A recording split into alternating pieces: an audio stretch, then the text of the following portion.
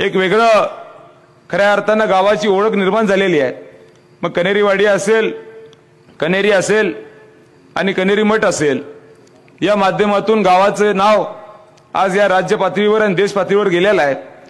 आणि आता येणाऱ्या काळामध्ये खोत साहेब माझी जबाबदारी वाढलेली आहे। एक पर्यटन स्थळ म्हणून आपल्या या भागामध्ये बघितलं जातं। आज राज्यामधून विविध घटक या ठिकाणी कोल्हापूरला येतात आणि आपल्या भागातून त्या ठिकाणी जातात आणि गावाचं वैशिष्ट्य या ठिकाणी सगळ्यांना माहीत झालेलं आहे। त्यामुळे कदाचित तुम्ही मगाशी जे उल्लेख केला, 1 कोटीहून जास्त जरी निधी लागला तरी ऋतुराज पाटीलची द्यायची तयारी त्या ठिकाणी असणार आहे। कारण आपल्या गावानं नेहमीच आदरणीय बंटी साहेब असतील, आम्ही असेल, आम्हा सगळ्यांना तळ आता फोडावं आणि जपायचं काम केलं। कुठलीही निवडणूक आली तर त्या प्रत्येक निवडणुकीमध्ये आम्हाला असं आठवत नाही की आपल्या गावातून कुठलंही मतदान आम्हाला कमी मिळालं असेल। ज्या वेळी निवडणूक असते त्या निवडणुकीच्या वेळी खोत साहेब तुम्ही असाल, प्रकाश खोत साहेब असतील, सर्वच आमचे अण्णा असतील, सगळे आमचे सहकारी जे आज व्यासपीठावर उपस्थित आहेत किंवा इथं जीवाभावाचे कार्यकर्ते आहेत, मी नेहमी सांगत असतो, बंटी साहेब देखील नेहमी उल्लेख करत असतात की आयुष्यामध्ये पद, प्रतिष्ठा, पैसा ह्याला काय महत्व दिलं नाही। काय आयुष्यामध्ये कमवलं असेल तर तुमच्यासारखी जीवाभावाची माणसं कमवली, कार्यकर्ते कमवले, हेच आमच्यासाठी आयुष्यात एक महत्वाची बाब आहे। आणि हा जो काय प्रवास आहे हे करत असताना मगाशी मी उल्लेख केला, सुरुवातीला आम्ही कनेरी आपलं काही गावांमध्ये आम्ही पदयात्रा काढल्या, मग नेरलीमध्ये असेल, विकासवाडीमध्ये असेल, आणि त्यानंतर इथं उल्लेख केला। मी आपल्या सगळ्यांची मनापासून दिलगिरी व्यक्त करतो। आम्हाला यायला वेळ झाला, 7:30ची वेळ होती, पण नेरलीमध्ये थोडा वेळ वाढला आणि मग विकासवाडीमध्ये देखील आम्हाला त्या ठिकाणी लागलं। आणि मग तिकडनं आल्यानंतर इकडं ज्या उत्सुकतेनं आपण स्वागत केलं, मी नेहमी सांगतो, मगाशी देखील उल्लेख केला की तुम्ही सगळ्यांनी आम्हाला जरी खांद्यावर उचललं असेल तर हे आयुष्यभर ऋतुराज पाटील किंवा सन्मान्य खोत साहेब कधी विसरू शकणार नाही। कारण तुमच्या जीवावर या जिल्ह्यामध्ये आणि कोल्हापूर दक्षिण मतदारसंघामध्ये आज ताट मानाने आम्ही या ठिकाणी पुढे जातो। तुम्ही आतापर्यंत आमच्यासाठी जीवाचं रान केलं, तुम्ही आतापर्यंत प्रत्येक निवडणूक आली तर रात्रंदिवस घरदार सोडून आमच्यासाठी काम केलं, हे आयुष्यभर आदरणीय बंटी साहेब किंवा आम्ही या ठिकाणी विसरू शकत नाही। आज या राज्यामध्ये चाललेली परिस्थिती आपल्या सगळ्यांना माहिती आहे। आज या राज्यामध्ये एका बाजूला आपल्या सगळ्यांना एक योजनेच्या माध्यमातून गुंतवून ठेवायचं काम चालू आहे, पण दुसऱ्या बाजूला दिवाळी आज या ठिकाणी महाग झाली आहे। मला वाटत नाही कोणी मला त्या ठिकाणी उल्लेख केला असेल की दिवाळी स्वस्त झाली। मी प्रत्येक ठिकाणी गेलो, मी माता भगिनीला म्हणलं दिवाळी स्वस्त झाली तर ते हे महाग झाले म्हणतात। म्हणजे एक सगळ्यांच्या मनामध्ये हे खरं आहे की एका बाजूला तुम्ही योजना चालू करा, योजना चालू केल्याबद्दल आमचं कुठलंही दुमत नाही, तुम्ही योजना चालू केली पाहिजे, माता भगिनीला आधार दिला पाहिजे, पण तुम्हाला खासदारकी व्हायच्या आधी कधी आमची आठवण आली नाही। जेव्हा 31 खासदार निवडून आले तेव्हा त्यांच्या लक्षात आलं की आपल्या पायाखालची वाळू घसरा लागली आहे आणि मग आपण कुठेतरी काही निर्णय घेतले पाहिजेत। पण आज मला वाटतं आपली जनता ही सुज्ञ आहे, सगळ्या जनतेला या ठिकाणी माहिती आहे की कशा पद्धतीनं या राज्यामध्ये चाललेलं राजकारण आहे। मगाशी आपण जो उल्लेख केला, आदरणीय उद्धवजी ठाकरे साहेब हे जेव्हा महाराष्ट्राचे मुख्यमंत्री होते तेव्हा त्यांच्या नेतृत्वाखाली आम्ही हे सगळं जबाबदारी स्वीकारली। अवधूतराव तुम्ही मगाशी जे बोलला ते खरं आहे, आदरणीय शरदचंद्रजी पवार साहेब असतील किंवा आमचा काँग्रेस पक्ष असेल, आम्ही सगळेजण महाविकास आघाडी म्हणून काम करायचा निर्णय घेतला आणि या 2.5 वर्षामध्ये काम करत असताना आदरणीय उद्धवजी ठाकरे साहेबांनी एक कुटुंब प्रमुख म्हणून आपल्या या राज्याला आधार द्यायचं काम या ठिकाणी केलं। आणि मग या सगळ्या परिस्थितीमध्ये म्हणलं आता 2.5 वर्ष आता झालेले आहेत, आता आपण काम करायचं म्हणलं, आता सरकार आपलं आहे, बॅटिंग करायची, तोपर्यंत शिंदे साहेबच आमची बॅट घेऊन गेले।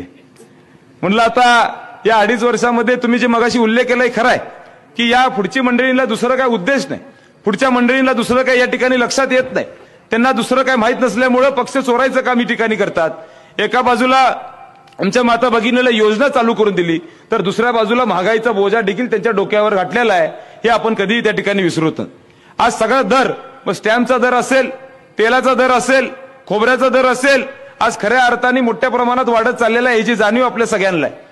एका बाजूला आज खऱ्या अर्थानं आपल्या सगळ्यांना माहिती आहे बदलापूर सारखं प्रकरण या महाराष्ट्र राज्यामध्ये घडलं आणि त्यामध्ये आज एखादी भगिनी त्याच्या मुलीचं अत्याचार झाला आणि त्याच्यावर कंप्लेंट द्यायला त्या पोलीस स्टेशनमध्ये 14 तास त्या भगिनीला बसावं लागलं। मग आज या चाललेली परिस्थितीवर ही सरकार उत्तर का देत नाही? दुसऱ्या बाजूला छत्रपती शिवाजी महाराजांचा मालवणमध्ये पुतळा पडला त्याच्याबद्दल त्या ठिकाणी बोलत नाही। अशा अनेक घटना या राज्यामध्ये घडतात, पण त्याच्याबद्दल काही त्या ठिकाणी सरकार बोलत नाही। हे दुर्दैवानं आपल्या या ठिकाणी परिस्थिती मिळते। आणि ही जी काही परिस्थिती आहे ही येणाऱ्या पुढच्या काळामध्ये आपण बदलली पाहिजे। हा विचार ज्या पद्धतीनं महाविकास आघाडीच्या माध्यमातून प्रत्येकाच्या मनामध्ये रुचायचं काम सुरू आहे, आपण त्या पद्धतीनं पुढे घेऊन जाणं हे अत्यंत गरजेचं आहे। आणि मला आपल्या सगळ्यांना विनंती आहे, मगाशी आता खोत साहेब तुम्ही बोलला, अवधूतजी तुम्ही देखील बोलला की आदरणीय बंटी साहेबांना या राज्यामध्ये आज त्यांना माहिती आहे की बंटी साहेब मोठ्या पदावर त्या ठिकाणी येणार आहेत, त्यामुळे त्यांना टार्गेट करायचं काम सुरू आहे। आणि मग बंटी साहेबांच्या परवा डोळ्यात अश्रू बघितल्यानंतर आपल्या सगळ्यांना आपला घरचा भाऊ, आपला मुलगा, आपला नातू या नात्याने बंटी साहेबांना तुम्ही आधार दिलेला आहे। आणि ज्या पद्धतीने अश्रू त्यांच्या डोळ्यात आले हे आम्ही आयुष्यभर या ठिकाणी विसरू शकत नाही। आता खोत साहेब आपण थांबायचं नाही, मी तुम्हाला 100% सांगतो, जेव्हा लोकसभेमध्ये ही निवडणूक झाली त्या निवडणुकीमध्ये आपण हे वारं या निवडणुकीमध्ये आपण लोकसभेमध्ये दाखवलेलं आहे, पण विधानसभेमध्ये हे वादळ येणार आहे हे देखील आपल्याला या ठिकाणी कळणार। आणि या निवडणुकीमध्ये बंटी साहेब ज्यावेळी त्यांनी उल्लेख केला की काही झालं तर मी थांबणाऱ्यातला माणूस नाही, मी येणाऱ्या काळामध्ये जी लढाई करावी लागत असेल मी वादळात देखील दिवा लावायची धमक ही आदरणीय बंटी साहेबांच्याकडे आहे। आणि हीच धमक आज खऱ्या अर्थाने ही जबाबदारी या निवडणुकीमध्ये आपण सगळ्यांनी घेतली पाहिजे। आज खऱ्या अर्थानं आपल्या सगळ्यांना माहिती आहे ही निवडणूक अत्यंत महत्त्वाच्या टप्प्यावर आलेली आहे। आज आपल्या सगळ्यांना मला सांगायचं आहे की महाविकास आघाडी सरकारमध्ये जेव्हा येणार तेव्हा अनेक निर्णय आम्ही या ठिकाणी घेतलेले आहेत। आपण महालक्ष्मी योजना म्हणून या निवडणुकीच्या माध्यमातून आपण या ठिकाणी जाहीर केले की आमच्या प्रत्येक माता भगिनींना प्रत्येक महिन्याला आपण प्रति महिना 3000 रुपये आज महालक्ष्मी योजनेच्या माध्यमातून आपल्या सगळ्यांना देणार। दुसऱ्या बाजूला शेतकऱ्यांसाठी आपण आधार देणार आहे, त्यांच्यासाठी जवळजवळ 3 लाख रुपयाची कर्जमाफी आपण या ठिकाणी प्रत्येक शेतकऱ्यांचं आज त्या ठिकाणी करणार आहे। एका बाजूला आमच्या युवक युवतींसाठी मदतीची भूमिका, आज राज्य सरकारनं जे नोकरी चालू केलेल्या नाहीत त्यामध्ये 2.5 लाख नोकरी चालू करायचा निर्णय आम्ही पुढच्या काळामध्ये घेणार आहे। आमच्या माता भगिनी आज ज्या पद्धतीनं बसमध्ये फिरतात त्यांना अर्ध तिकीट द्यावं लागतं, 100% मोफत तिकीट आज प्रत्येक माता भगिनीला त्या ठिकाणी मिळणार। एका बाजूला जुनी पेन्शनचा हा महत्त्वाचा प्रश्न आपल्या राज्यामध्ये होता आणि तो प्रश्न देखील आमच्या माध्यमातून सोडवण्यामध्ये आम्ही कुठेही कमी पडणार नाही। मी आज आपल्या सगळ्यांचा फार वेळ घेणार नाही, पण आपल्या सगळ्यांनाच माहिती आहे दुसरा शक्तीपीठचा विषय हा महत्त्वाचा आहे। ज्या पद्धतीने राज्यामध्ये त्यांनी धोरण स्वीकारलं, एखाद्या कॉन्ट्रॅक्टरसाठी हा निर्णय घेतला, शक्तीपीठ जर त्यांनी करायचा निर्णय जरी या कोल्हापूरमधून घेतला तर पहिलं ऋतुराज पाटीलला धक्का लावावा लागेल तर शक्तीपीठ आज कोल्हापूरमधून जाणार आहे, बंटी साहेबांना थांबवावं लागेल तर शक्तीपीठ आज या कोल्हापूरमधून जाणार आहे। मी निश्चितपणे आपल्याला सांगतो फार वेळ घेणार नाही, पण आजची निवडणूक ही अत्यंत महत्त्वाची आहे। या निवडणुकीमध्ये आज आपण सगळ्यांनी लढाईमध्ये पुढे आलं पाहिजे। माझ्याबरोबर फक्त मी एकटं पाऊल टाकणार नाही तर तुम्ही सगळ्यांनी जर पाऊल टाकलं तर या दक्षिण मतदारसंघामध्ये क्रांती घडणार आहे। आणि मग निश्चितपणे मला विश्वास आहे तुम्ही सगळेजण माझ्यासारख्या तरुण कार्यकर्त्याच्या डोक्यावर हात ठेवून आशीर्वाद देऊन आज मोठ्या मताने माझ्यासारख्या कार्यकर्त्याला आज हात या चिन्हासमोर बटन दाबून 2 नंबरला जरी नाव असलं तर 1 नंबर काम करण्यासाठी ऋतुराज पाटीलला या ठिकाणी आशीर्वाद द्याल एवढंच या ठिकाणी विश्वास व्यक्त करतो।